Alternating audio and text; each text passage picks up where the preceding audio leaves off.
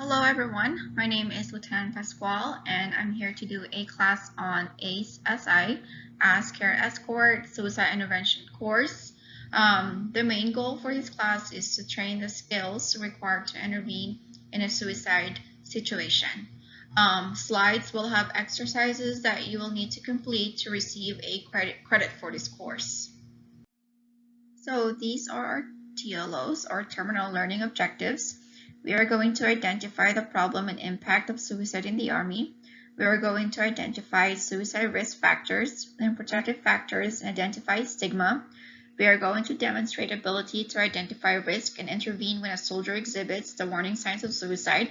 And then we're going to select the appropriate resource to use based on risk, warning signs, and in response to a suicide or suicide attempt.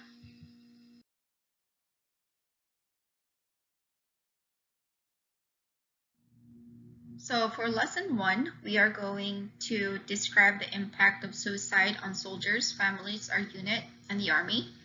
We're going to list what the Army or our unit is doing to prevent suicides.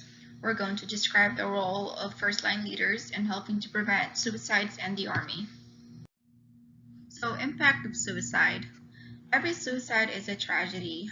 Perhaps the greatest impact of suicide is the effect it has on other people. For the families and friends of a person who dies by suicide, for coworkers and leaders, every suicide leads to feelings of guilt, regret, and deep sadness. We want to reduce or prevent suicide behaviors by making sure that an individual with suicidal thoughts gets help on time. Suicide awareness and intervention training are part of the Army's ongoing efforts to prevent suicide. Military and Army civilian junior leaders and first-line supervisors as soldiers play a very important part in those prevention efforts, and that is why we are here today. Suicide impacts readiness, operational strength, families and friends, unit or organizational climate, and morale. We lost more soldiers to suicide every year from 2003 to 2016 than we did every year in Afghanistan for 14 years. A suicide in a unit or organization impacts their operational strength and also their morale and readiness. The operational impact to the Army from suicide deaths is significant. So now that we know the impact of suicide to the Army and to families and friends, we are going to talk about preventing suicide. So here are examples of what the Army is doing to prevent suicide. Increased training to teach people how to recognize signs, like this class right here. Training like ACE and ACE-SI play an important role in educating soldiers and leaders and helping prevent suicide. They're also increasing quantity, quality, and access to resources for individuals who need help. Efforts to normalize help-seeking behavior and eliminate any stigma associated with seeking help. Encourage leaders, particularly junior leaders, to know their soldiers so they can better recognize those who need help. Embedding behavioral health personnel into military units. They also have mental health counseling and treatment, and in and of itself is not a reason to deny or revoke your security clearance. So what can we do to prevent suicide? We must know our soldiers so we know when behavior changes. Need to be able to create a climate to encourage asking for help if needed. Encourage first support, battle buddy, help all soldiers integrate into the unit organization. So that was lesson 1. In lesson 1, we described the impact of suicide on soldiers, families, our unit, and the Army. We listed what the Army or our unit is doing to prevent suicides. We described the role of first-line leaders in helping to prevent suicides and the Army. Alright, so we're going to go ahead and move on to lesson 2. Here's our ELOs. We're going to identify risk factors that may increase the likelihood of suicide for an individual. We're going to identify protective factors that make it less likely a soldier will die by suicide. We're going to identify stigma that may increase the likelihood that a soldier of Army civilian will not seek help. Demonstrate an understanding of risk and protective factors, warning signs, and stigma. So here are the definitions of risk factors, protective factors, and warning signs. What it's pretty much saying is that risk factors are characteristics that may put people more at risk of considering, attempting, or dying by suicide. They do not cause suicide and do not always result in suicide. Most people have some risk factors in their lives, but most do not consider, attempt, or die by suicide. Protective factors are characteristics that make it less likely the individual will consider, attempt, or die by suicide. They actually enhance a person's resilience, which is the ability to bounce back and recover from adversity, and may counterbalance risk factors. People with strong protective factors have sources of support, connection with others, and stress reduction during difficult times. Now, warning signs indicate an immediate risk of suicide in the near term. While some suicide occur without any obvious warning signs, most individuals considering suicide do give warning signs. If we can recognize these signs, we can intervene to prevent a suicide.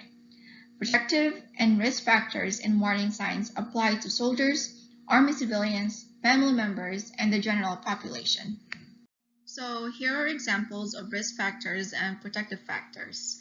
Risk factors, like I said earlier, are things that may increase the risk for suicide, but having a risk factor does not mean that a person will die by suicide. In fact, all of us have risk factors all the time.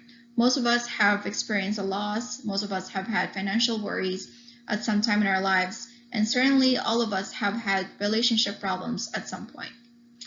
Sometimes risk factors build up, or they may just hit a person at a particularly susceptible time. When we have risk factors in our own lives or see them in someone's lives, it keys us to be vigilant, to ask for help if we are the one who needs it, and to help others to get help if they need it. Some risk factors like PTSD or a family member who died by suicide are outside of our control, but others we can't control. Strengthening our protective factors is one way to help prevent suicides. We can also encourage healthy habits like not drinking excessively, getting plenty of exercise and rest, eating properly. We can also promote unit or organizational recreational activities that get us and to participate and give us a chance to make friendship that can help us in times of stress. So now let's talk about stigma. So stigma is the perception among leaders and soldiers that help-seeking behavior will either be detrimental to their career. Remember that people may fear that if they admit to or get help for depression, anxiety, PTSD, their unit leadership or fellow soldiers might treat them differently or see them as weak. They may also believe that asking for help will impact their career. Remember the video that we saw at the beginning of this training? We saw Sergeant Major of the Army, Raymond Chandler, talking about his own struggles and how he got help. It takes a lot of courage to fight against stigma. We have to overcome our own fear of looking weak or of impacts to our career in order to ask for help when we need it. So here are examples of actions to reduce stigma. Let's go ahead and just read it through. You can also pause this video if you want more time.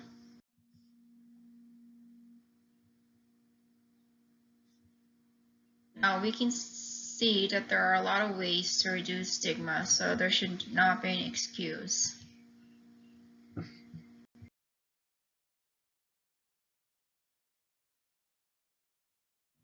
So in this lesson, we talked about risk and protective factors and how to decrease risk and increase protective factors for soldiers.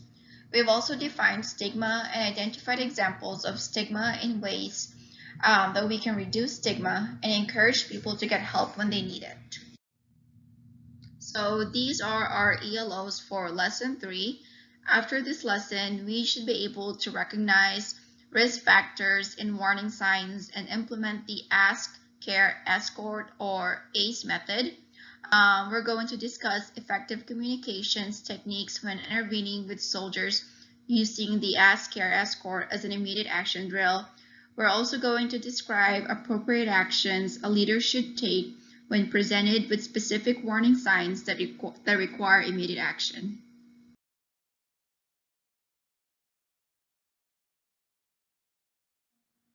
So just talking about the video real quick, I think it was a really good video. It talked about ACE, stigma, and it also talked about active communication, right? So a lot of the people that we saw in that video actually had somebody who committed suicide, or they know someone who committed suicide. So ACE has 3 steps: ask, care, and escort. Ask means talking to your soldiers routinely so that you can recognize risk in their lives. If you know them well, you can identify the changes in mood, in behavior that may be warning signs of suicide, and ask directly, are you thinking of suicide? Let's not be shy on asking that question, because sometimes asking that question can feel weird, right? But one of the reasons for this class is to make sure that we are comfortable asking that question. Care means that you communicate in ways that show concern for the person, not judging them or stigmatizing them or letting others do so. These are all signs of good leadership. Escort means that when you identify warning signs of immediate suicide danger, you physically take the person to where they can get help. You never ever leave the person alone, even for a short time. So that's my thought on that. So we're on the slide, risk factors versus warning signs. So risk factors are always present in most of our lives, and they may act as stressors. Some we cannot control, like the death of a family member or person close to us. Some we can control, like overuse of alcohol, but the presence of risk factors only increases risk. It does not necessarily mean that the person will ever think about suicide. Now, warning signs, on the other hand, signal that there is immediate possibility that a person is thinking about or planning suicide. It requires a direct and immediate action to ask that person whether or not they are thinking of or planning suicide. If the answer is yes, then it requires that you execute ACE by staying with the person at all times and physically escorting them to get immediate help. It may help you to think about the comparison on the other side. Like, high blood pressure is a risk factor of heart attack, right? But doesn't necessarily mean that you'll have one. You can create high blood pressure with medications. You can treat high blood pressure with medications and or lower the risk by healthy eating habits and exercise. But if you have chest pain, that is a warning sign of heart attack and requires immediate medical attention. Suicide risk factors and warning signs work the same way. All right, so this slide has examples of warning signs. So remember that warning signs can develop from an accumulation of risk factors and may not be one obvious sign. The slide only lists examples and is not definitive. There are 2 big takeaways. 1, if you know your soldiers and your battle buddy, and one starts behaving in ways that are out of character for him or her, that is a signal to you as a leader and a battle buddy to dig into it and find out why. It may be a warning sign or it may not, but you may need to take some actions even if it's not a warning sign of suicide. Remember, ask if you are concerned. And 2, if anyone is openly talking about or making comments about the possibility of suicide or using words like, I want to die, or I can't go on anymore, or I don't see any way out, you have to act immediately to ask, care, and escort them physically to someone who can safeguard them from harm and get them some help. This could be your chain of command, the chaplain, emergency room, behavioral health specialists, or even the police. Make sure you tell your chain of command about this. And remember, it is not up to you to judge the seriousness of the threat. A statement of suicide intention always required escort response. All right, so now we're going to talk about effective communication. We are going to talk about ways to communicate more effectively. We're going to go over rehearsal, means of communicating, rapport building, open-ended questions, and active listening. So our culture places a high value on privacy. All of us fear to intrude into other people's business. We worry that we are overreacting or we will anger the person we are talking to. These are not easy taboos for us to overcome, but we must overcome them in order to implement ACE. And implementing ACE to potentially save a life is worth overcoming our inhibitions about talking to others. Better to suffer some embarrassment and discomfort than to fail to act and regret it forever. So we're going to start with rehearsal. If time permits, consider rehearsing the kind of discussion you will need to have to implement the ACE method. Prepare a list of questions, try to anticipate the soldiers' responses, and have follow-up questions in mind to help you explore what is going on. So, means of communicating, consider and plan for the location of the discussion. This could be the office, home, telephone, or text message. Just keep in mind that although the face-to-face method may be the hardest for us to do, it is the preferred method to communicate just because you can observe nonverbal reactions like eye contact, facial expressions, and their general mood. This also enhances your ability to establish rapport and ask difficult questions. So rapport building, just take a minute or two to put the soldier at ease. Barriers can also be physical. So if you're face-to-face, avoid distracting yourself too much from the soldier by sitting on the other side of a large table or desk. Rapport building is an essential step in establishing an open conversation. You can ask general background questions to put the soldier at ease. Begin with casual conversation. Your efforts to build rapport must appear genuine or it will be counterproductive. If you know something of the soldier's life and interest, this can give you a point to begin talking. So next is open-ended questions. So ask one question at a time and then patiently wait for a response. Avoid questions where the soldier can answer with a yes or no response. These are example of closed-ended questions. Instead, use open-ended questions, allowing the soldier to engage more in a conversation than in a question and answer session. For example, these are the kind of questions that you can ask. How have things been going on since your father died? Or avoid leading questions that suggest the answer you want to hear also, like, you are not having any problems, are you? So these are just some of the examples that they used. So active listening. So begin by putting the soldier at ease again and letting them know that what they say is important to you. Listen before responding. Look directly at the soldier's eyes and don't argue. Accept the soldier's feelings. Don't immediately leap into an offer, to offer a solution to the problem or tell them you shouldn't feel like that. Active listening encourages the soldier to keep speaking, paraphrasing or putting into your own words what the soldier is going to say or what the soldier is saying to you is a central skill in active listening. This enables the soldier to know whether or not their point is getting through or whether you have misunderstood and need further explanation. You can say, okay, let me see if I understand what you said, ... or what I hear you saying is this. So active listening is critical to using ACE. At the appropriate time, if necessary, you must directly ask the question, are you thinking of killing yourself?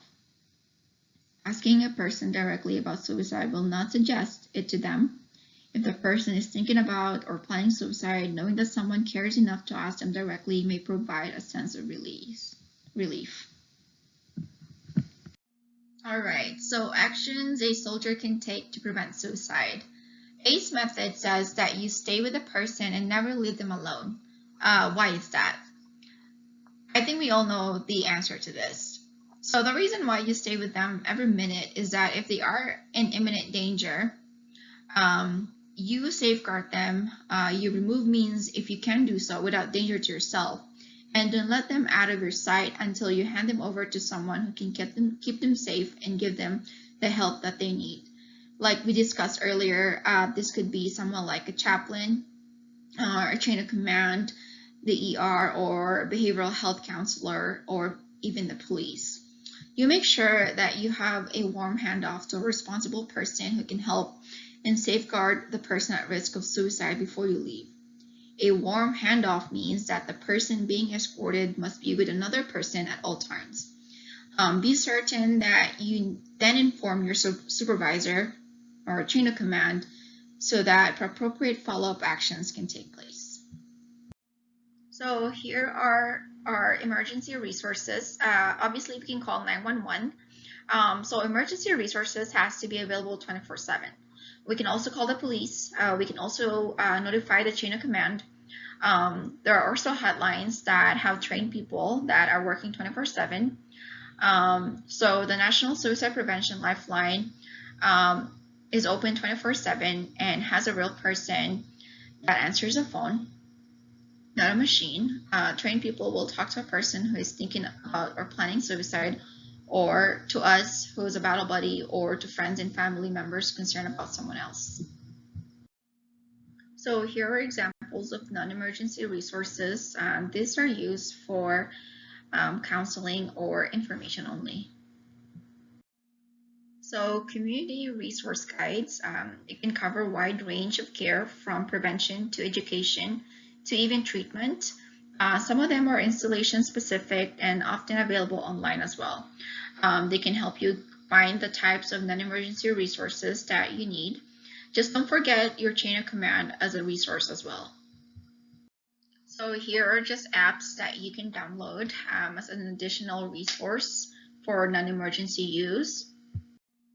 So we are on our last topic, which is postvention. So postvention is a term the Army uses to describe the actions that are required after a suicide or an attempted suicide. If you implement ACE and escort someone to get help, you have to immediately report this to your chain of command. Suicide or attempted suicide requires an institutional response of investigation and reporting, as well as other actions by leaders. A suicide greatly increases stress for the unit and organization, to other soldiers and leaders and families and friends and co-workers.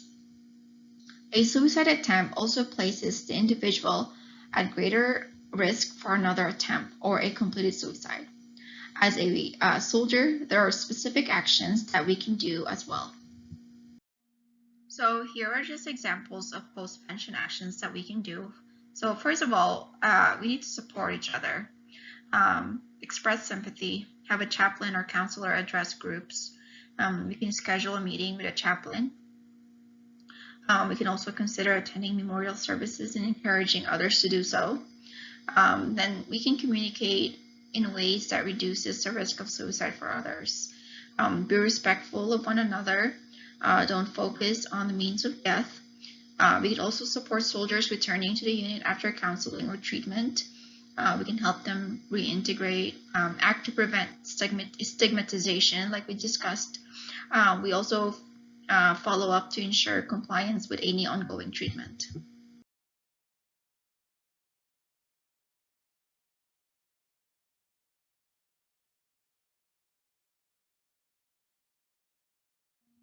So that's the whole class.